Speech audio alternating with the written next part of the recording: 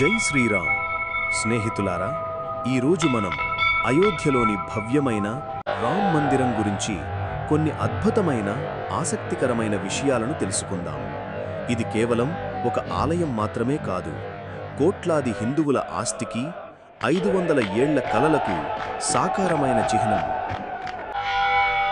అయోధ్యలోని రామ్ జన్మభూమిపైనే ఈ మహామందిరం నిర్మించబడింది. హిందువుల 500 సంవత్సరాల కల నిజమై 2024 జనవరి 22న ఆలయం ప్రజలకు అంకితమైంది. ఈ ఆలయం నాగర శైలిలో నిర్మించబడింది. ఇది భారతీయ దేవాలయ కళలో అద్భుత ఉదాహరణ.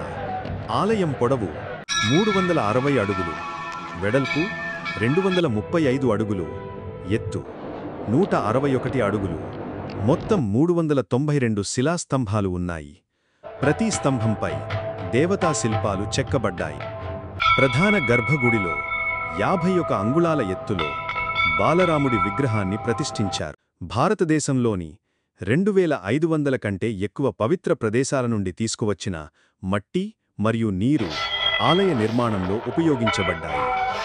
వాస్తు ప్రకారం అద్భుతంగా డిజైన్ చేయబడిన ఈ ఆలయం ప్రపంచంలోనే ప్రత్యేకమైనది.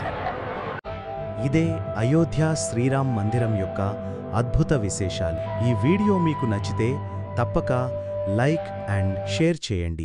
మరియు ఇలాంటి మరిన్ని పవిత్రమైన వీడియోలు చూడాలంటే సబ్స్క్రైబ్ చేయడం మర్చిపోవద్దు.